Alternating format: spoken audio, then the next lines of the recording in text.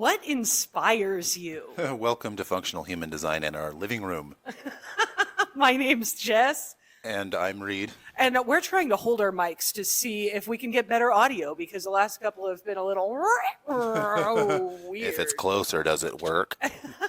So we have had a big shift. It may have been the Lion's Gate. It could have been Mercury and Gatorade. I don't know what it was. Actually, I do kind of know what it was. But sometimes the transits, as we focus on them, they kind of lose their oomph. When you're in alignment, you can just feel what is going on. And when you embrace the shifts, everything just flows effortlessly. So I don't know about you. Actually, I do know about you. But I've had a huge breakthrough. It's since we recorded the last video like 22 hours ago. And I am so grateful for that.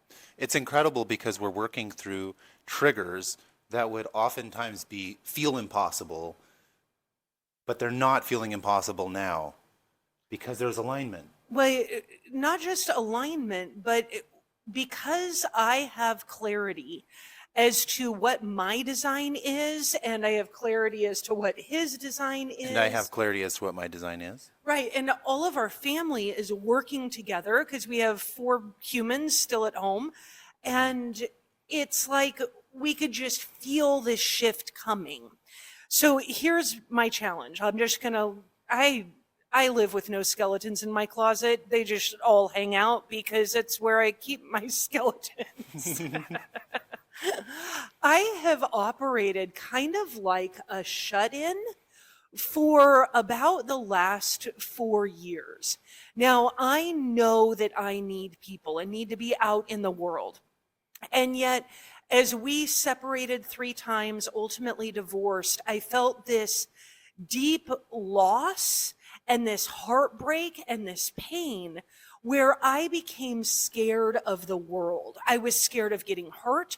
I was scared of building relationships. I was scared of knowing people because I had just been hurt so many times by being my joyful, loving, authentic, free self. And I was like, I can't do that anymore. I need to protect myself. And in that process, I lost myself.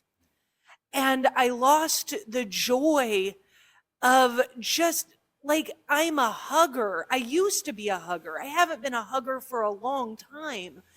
And I just want to make people dance. I want to make the whole world dance. I want to have fun and be free. And on our whiteboard for like the last 2 weeks has been going out and doing street interviews, just talking to people. Mm-hmm. And we've never done it. Yeah, my confession. I've been scared of myself. Like I caused so much damage to my family and then to others because I would go out and believe that I'm not enough. But how that would come out is I'm gangly, I'm awkward, or I'm not going to say the right thing. I'm not going to honor people. No. I don't feel good about myself. And I would make the excuse because I don't feel good about myself or I just don't have what it takes. I would never do anything that I really enjoyed doing. And I really wanted to go out and do street interviews. That's one good example. We both love doing street interviews. Like when we met, we were doing activism. Mm-hmm. And so we love being out in the world and talking to people and meeting new people. And I have loved that part of me, and I felt like I lost it. And it wasn't until I really went through my experiment with human design, built trust with it, I was like, oh, this really is a part of me, this contagious joy, just going out and talking to people, having deep conversations, giving hugs, and sharing that touch of humanity, that transference of love that happens in real life when you really see someone. I have been longing for that. And I knew I was like, I knew I wanted to do it, But then every time I would go out, we live in Las Vegas. And Las Vegas is a city with really bizarre energy. It's like a lot of people come here and lose everything. It feels really disconnected. And then as we were talking this morning, it was kind of funny because it's like we have had really profound challenges in our life. And it was like, well, of course we would move to a city. We moved here 5 years ago. Of course we would move to a city that has profound challenges because we like challenges. Right? Profound challenges and profound fun. It's like, It's not really our kind of fun because we're not gamblers and we're not really like we don't not drink, but we don't drink. Is that a thing? Like that's what I can't help but notice is that we came from this place of being hit by a hurricane and our son's health diminishing and him being paralyzed and all of these challenges in life, and realizing that Las Vegas is full of people who have challenges in life. Like people come here and they may gamble everything away. I used to work in downtown area of Las Vegas, and I saw people go from gambling to losing everything to being homeless on a street. Like I've seen that's so brutal. Like executive type men with their beautiful expensive briefcases and their luggage. Yeah. And I didn't. It was like that looked like luggage. I would see right. You knew what I was talking about. Luggage on wheels. Thank you. No briefcases. Luggage on wheels. And I would see them one month, and it was like they were just like, oh my God, like they looked really great on the surface, except they were so downtrodden because they had just lost everything. And then seeing them a month later, and they haven't left Las Vegas. They're still there. Like, people come here and get stuck. Yeah. And I feel like that was what I did. Right? Sorry, I interrupted you. Go for it. You felt like you got stuck. Yeah. Well, I got stuck, and I've blamed everything from the big house to you to the walls around my house. Like, it's awful to just feel stuck. And then human design showed me what I was supposed to do, who I really am. And I was like, that feels impossible. It feels impossible. And to make things more difficult, I chose an occupation that I wasn't passionate about, where I wasn't in front of people, talking to people, leading, and most of all, being curious about what's out there. And what I learned in 2020 when I literally had this pedal cab job where I'd get out there and my job was to get them on the cab, and it was sometimes tricky because it was like, why would I want to get on this wheelie thing where you pedal me around? It doesn't necessarily seem safe, And it wasn't safe because you even got robbed on the pedal cab, and that's pretty crazy considering you're such a big guy. Right. That you probably can't tell how big we are because of a size comparison. Right. I'm like 5'8", and he's like 6'6". And so you we're not small people. And for him to be robbed is a pretty big deal. Well, he didn't actually rob you.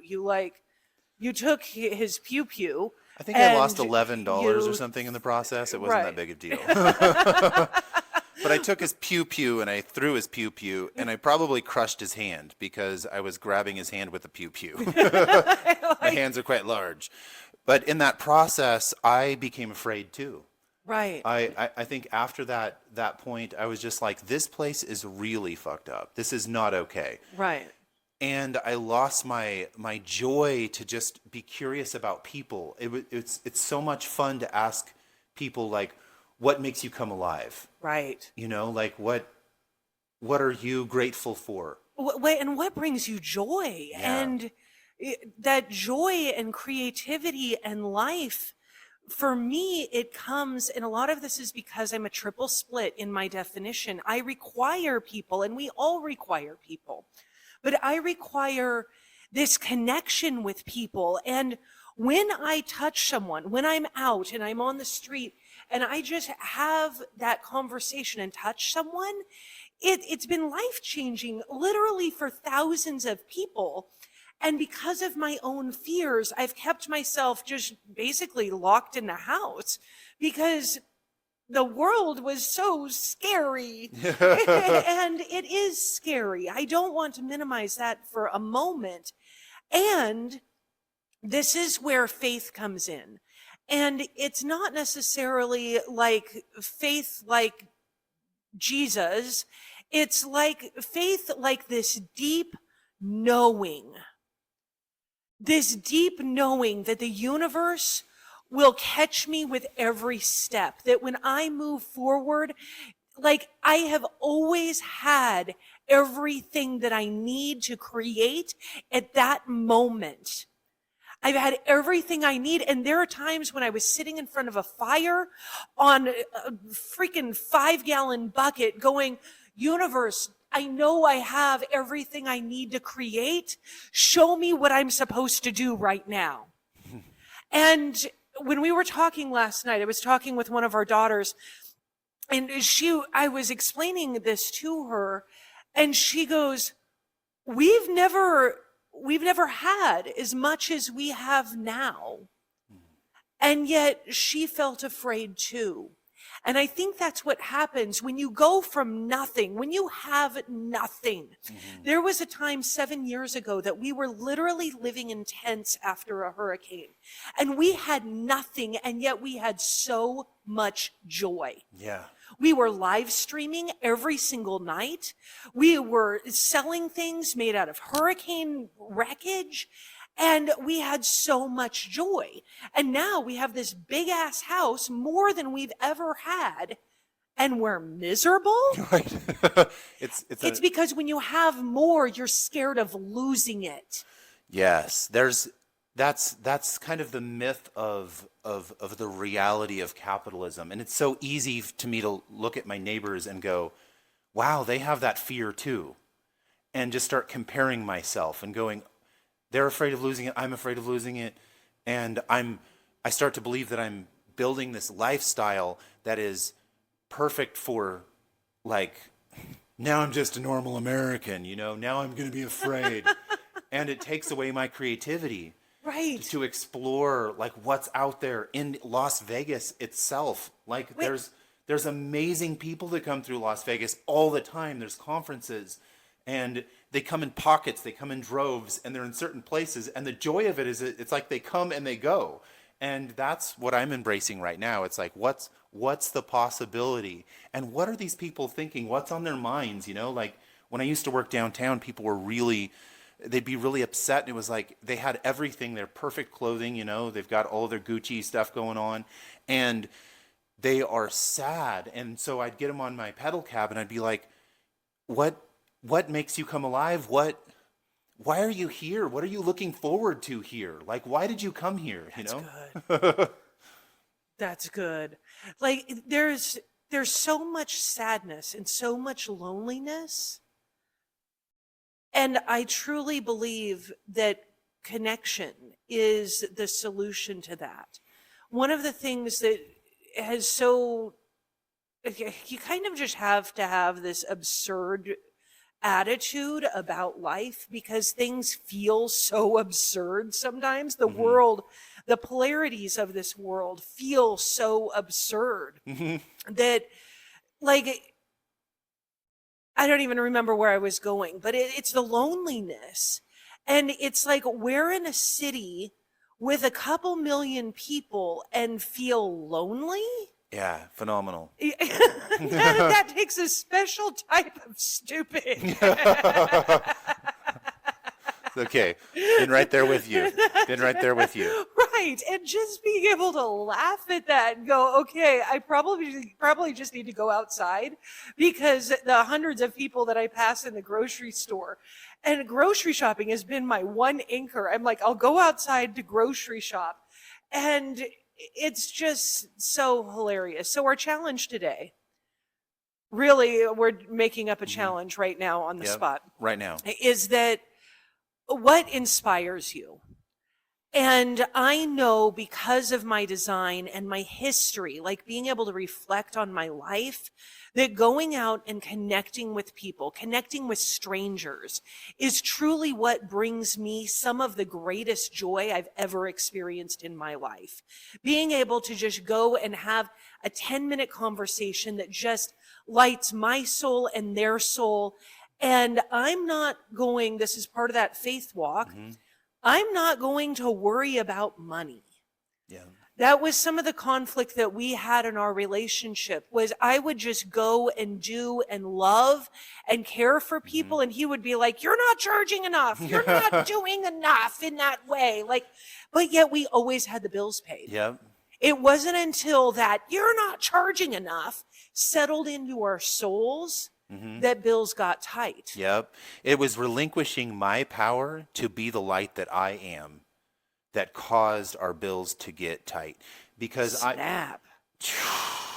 I was like, at the time when it started to get tight, I was like, these men in this church and they're not paying Jess enough. And sure, they weren't seeing her.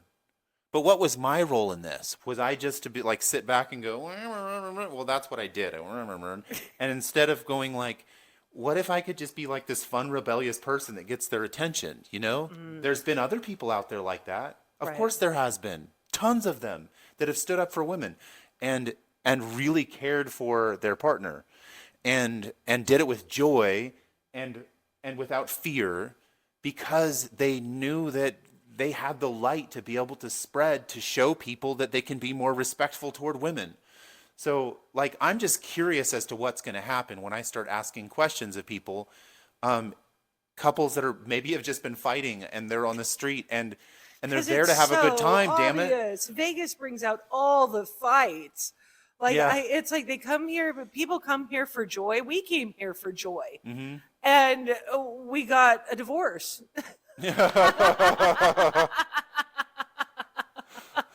Wow. So let's go tear some shit up and have a good time. Let's hug Yes. some people and enjoy the day. Yep. And so, what inspires you today, and how can you take action on that? And join our community because we talk about, or because we identify, we share And our it's charts. free now. It's free now. Like, it's all about human But design. you get to share your chart, and then you get all kinds of feedback from our community, because we want to help you be more inspired, because it's going to be so fun to see where you're missing inspiration and where you can lean into your inspiration and work through those shadows and get on, like, find your joy. Find and discover who you are. Yeah. And we just switched it over from being a paid group to being a free group, a free public group. And it's because I think we really just need to spread joy and love. We need to sprinkle that shit like glitter, because I am tired of seeing the sorrow in the world. And I'm ready to find the love and the joy and the inspiration that I know and I've delivered and yet forgot. Yeah. So it's time to remember. Let's do this. Let's go.